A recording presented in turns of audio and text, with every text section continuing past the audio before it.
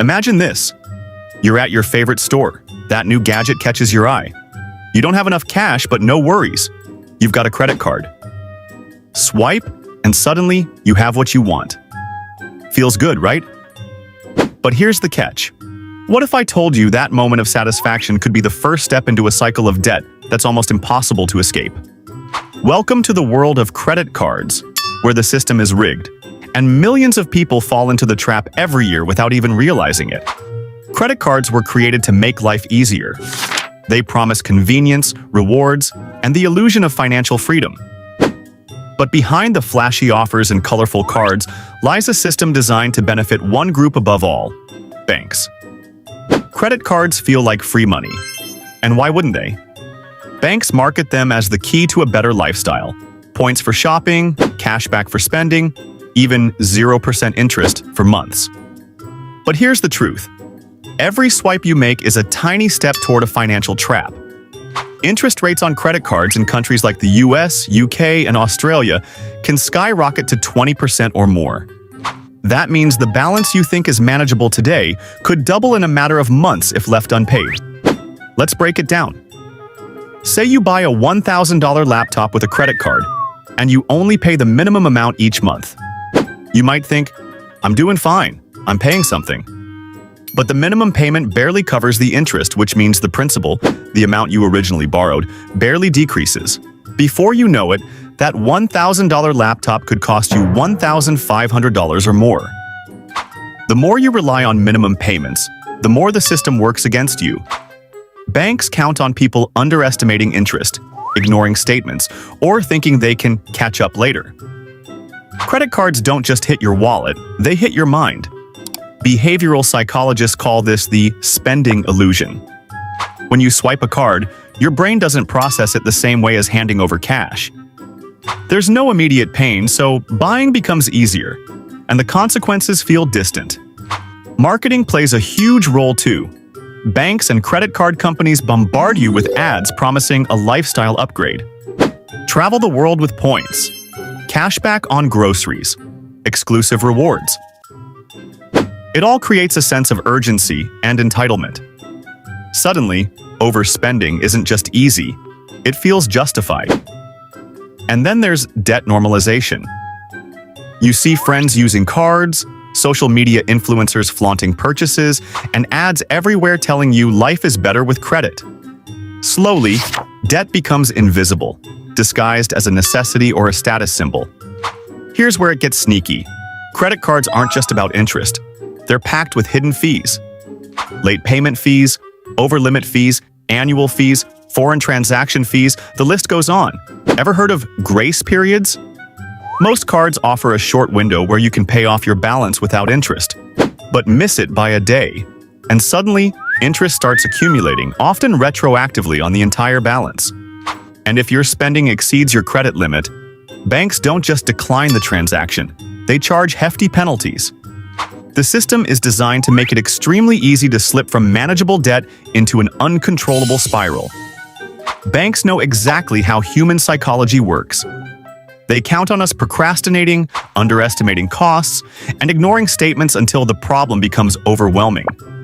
Let's not forget the most uncomfortable truth. Your debt is their profit.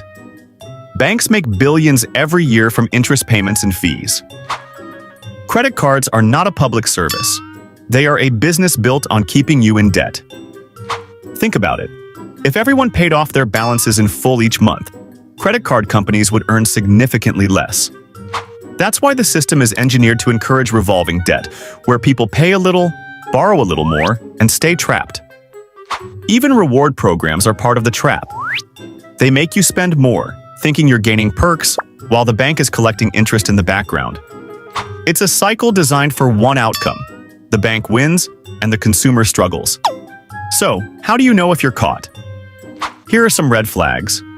You consistently make only minimum payments. Your credit card balances grow despite paying regularly. You feel stress or anxiety every time you open a statement. You're using one card to pay off another. If any of these sound familiar, you're not alone. Millions of people in the US, UK, and Australia are living paycheck to paycheck because of the invisible weight of credit card debt.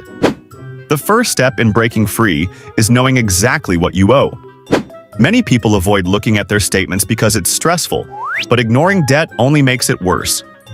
Grab every statement, list each balance, the interest rate, and the minimum payment. Seeing it all in one place gives clarity. This isn't about judgment, it's about understanding the battlefield before you. Strategize.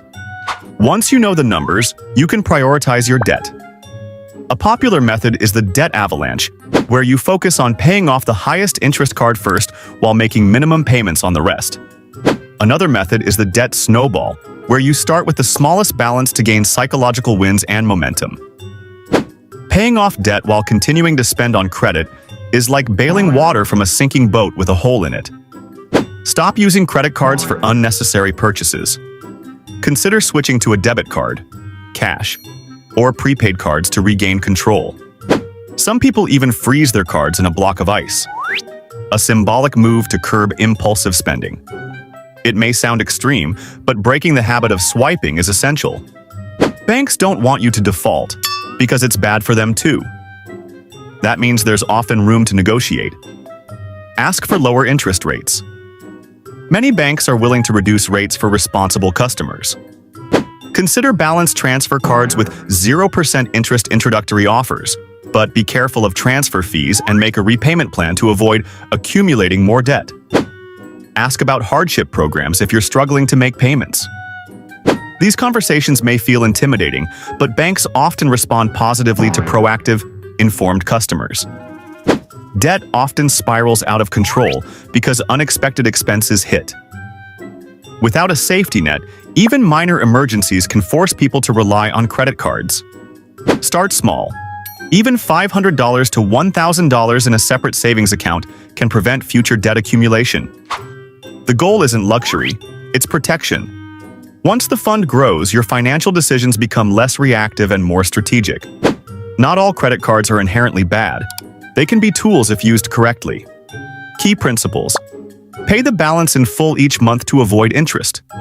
Use rewards and cashback strategically, not as a reason to overspend. Keep cards with low or no annual fees. If discipline is difficult, it may be better to step away from credit cards entirely. Some people find it liberating to cut them up and focus on living within their means. Financial literacy is your most powerful weapon. Understand interest rates, compound interest, and the psychology behind consumer spending. The more you know, the less vulnerable you are to marketing tactics and financial traps.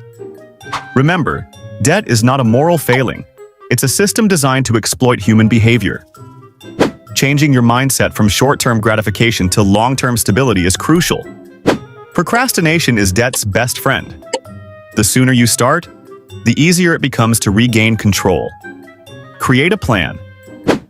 1. List all debts with interest rates. 2. Cut unnecessary spending and stop using credit cards. 3.